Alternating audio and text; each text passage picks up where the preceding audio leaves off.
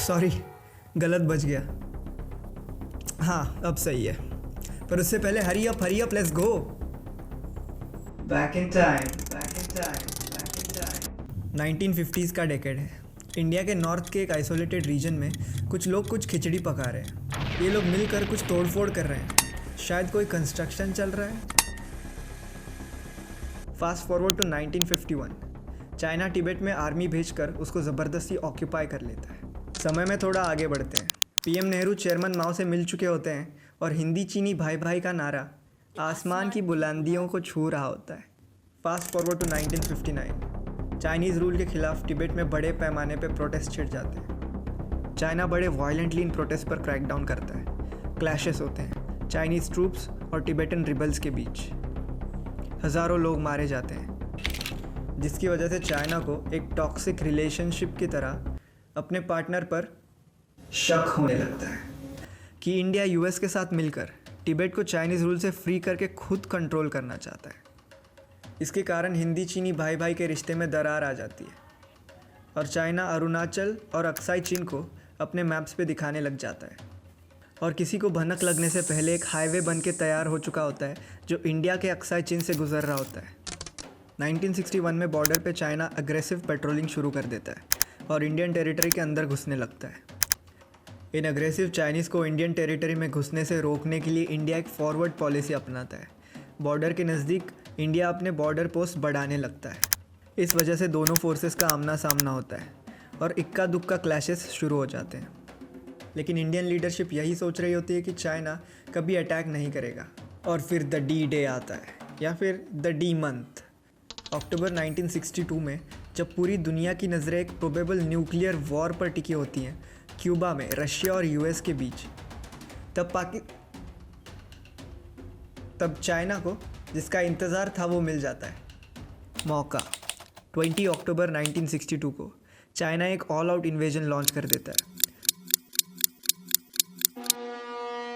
दोनों सेक्टर्स में एक वेल प्लान्ड अटैक होता है जिसके लिए इंडियन आर्मी और डिप्लोमेट्स बिल्कुल प्रिपेयर्ड नहीं थे। जल्दी चाइना काफ़ी ज़्यादा एरिया ऑक्यूपाई कर लेता है। जिस वक्त ऐसा लग रहा होता है कि चाइना अब और एरिया कैप्चर करने के फिराक में है, तभी अचानक 20 नवंबर 1962 को सीज़ फायर अनाउंस करके अरुणाचल से पीछे हटता है, लेकिन अक्साई चीन में अपनी पोजीशन और भी मजबूत बनाता है। और ये लाइन जो दिख रही है बन जाती है LAC, line of actual control, जहाँ तक दोनों देश अपना एक्चुअल कंट्रोल एक्सरसाइज करते हैं। लेकिन ये LAC ना कभी मैप पे ड्रॉ करी गई, ना कभी ग्राउंड पे बनाई गई। इसीलिए दोनों देशों के बीच है confusion, which leads us to our next chapter.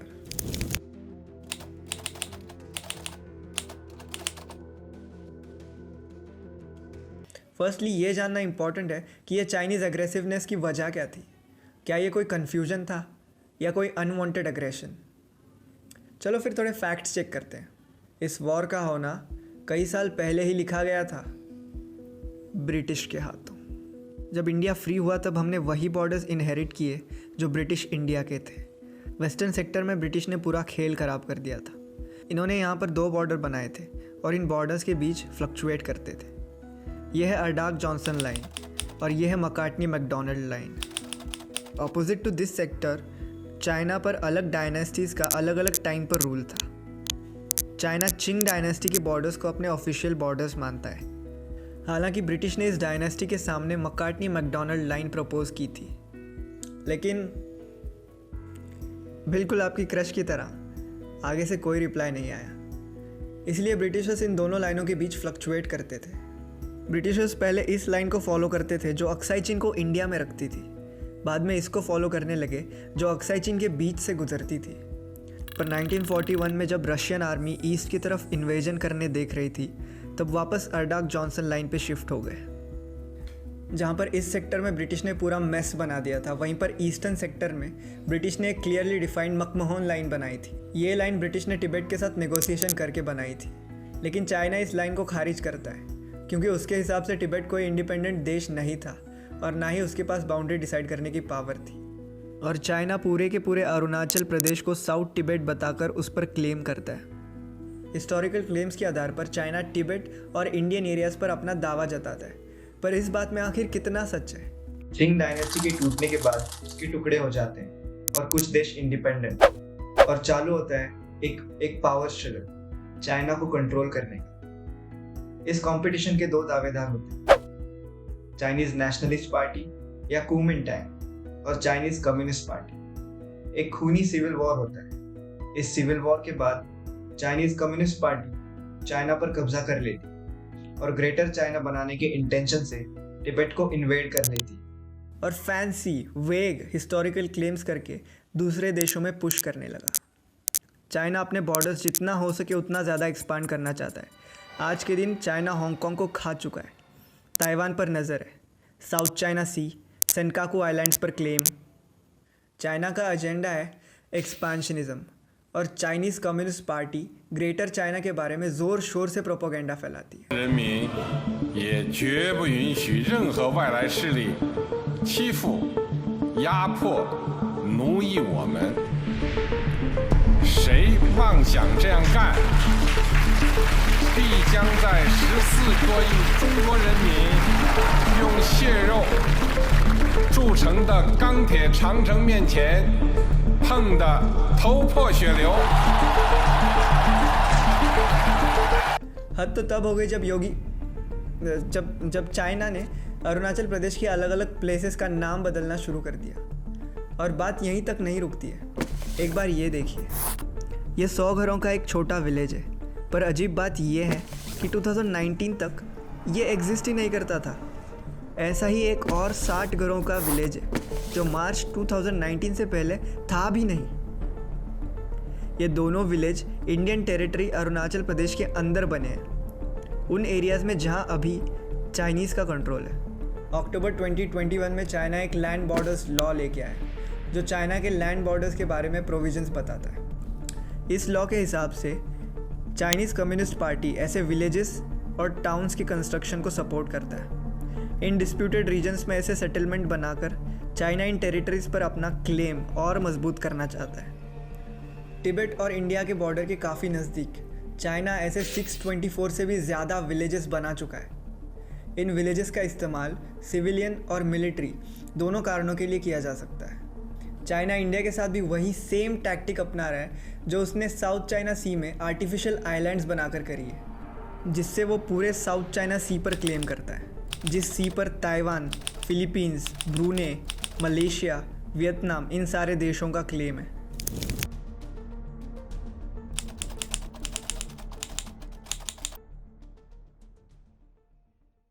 China और इंडिया के बीच LAC के दोनों तरफ एक रेस चल रही है इंफ्रास्ट्रक्चर की।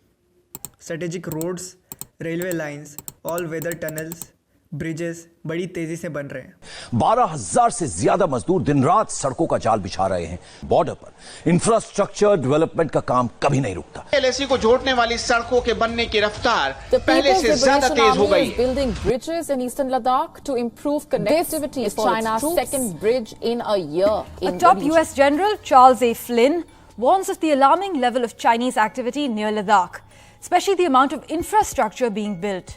जहाँ पर चाइना ने ऑलरेडी एक ऑर्गेनाइज्ड रोड और एयर स्ट्रक्चर बना लिया है, जिससे घंटों में बॉर्डर पर एक्स्ट्रा फोर्स मंगाई जा सकती है, जिससे they can quickly organise troops in case of a conflict.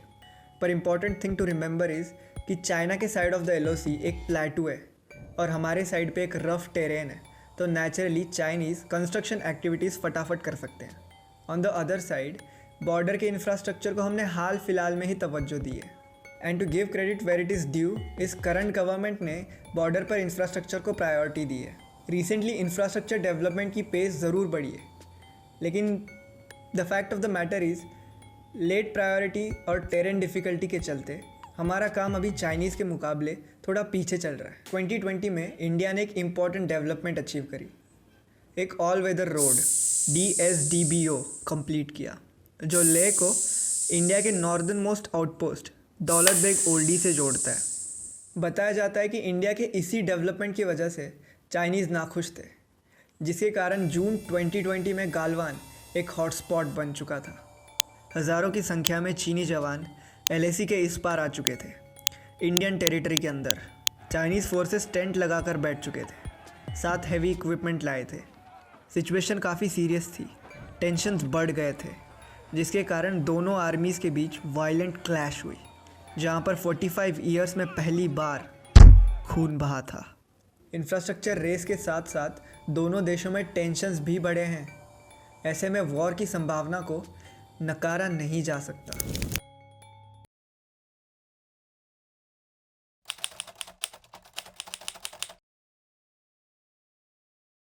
India और चाइना के बीच एक प्रोबेबल वॉर कैसा दिख सकता है, ये जानने से पहले चाइनीज़ लैंड बॉर्डर्स लॉ का आर्टिकल 22 देखते हैं, जो पीएलए को अलाउ करता है to crack down on acts such as invasion, encroachment, infiltration and provocation and guard land borders to maintain border security and stability.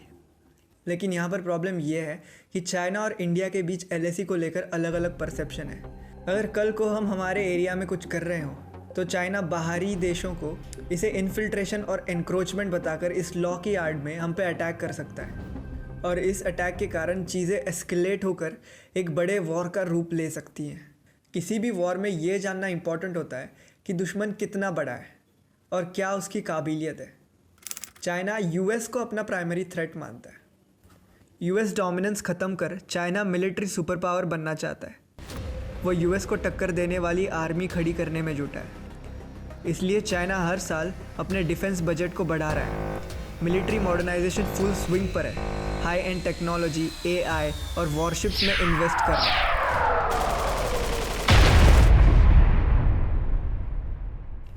पर उसके ज़्यादातर रिसोर्सेज इस सेक्टर में है, जहाँ पर वो यूएस के साथ ताइवान और इंडो पैसिफिक में इन्फ्लुएंस के लिए भिड़ रहा है। चाइना और इंडिया के बीच वॉर एक लिमिटेड वॉर होगी, जो शायद दुनिया के सबसे कठिन परिस्थितियों में लड़ी जाएगी, और इन परिस्थितियों में चाइना का जो भी एडवांटेज है वो सारा कम हो जाता है। हाई ऑल्टीट्यूड, फ्रीजिंग टेम्परेचर्स, लो ऑक्सीजन लेवल, यहाँ गन्स जैम हो जाती हैं, गाड़ियाँ शुरू नहीं होती, ऑक्सीजन की कमी होती है। बहुत सारे जवान तो इन कंडीशंस का ही शिकार हो जाते हैं। हवा पतली होने की वजह से जेट्स और हेलीकॉप्टर्स की वेपन और फ्यूल कैरिंग कैपेसिटी घट जाती है। ऐसे कंडीशंस में स्पेशली ट्रेंड जवानों की ज़रूरत होती है, और इन परिस्थितियों में इंडिया के वॉर एक्सपीरियंस सोल्जर्स को एडवांटेजेस बताया जाता है। चाइनीज़ के द्वारा शुरुआती अटैक कुछ इस प्रकार ही दिखेगा। दोनों सेक्टर्स में कोऑर्डिनेटेड अटैक किया जाएगा। इंडियन फाइटर एयरक्राफ्ट्स और एयर डिफेंस सिस्टम जल्दी से चाइनीज़ एयरक्राफ्ट्स को टेक डाउन करने की कोशिश करेंगे। ये ऑपरेशंस अगर कलेक्टिवली सही तरह से एग्जीक्यूट करे जाएंगे तो इंडिया एक एडवांटेजेस पोजीशन में आ सकता है। लेकिन चाइना के पास एक अलग ही वेपन है, इन यूजुअल वेपन्स के अलावा एक अलग वेपन। जब इंडिया चाइना के साथ वॉर में होगा तब पाकिस्तान इसका फ़ायदा उठाकर कश्मीर पर अटैक करना एक हाईली पॉसिबल सिनारियो है। Deepfakes can put words in people's mouths, like and poop.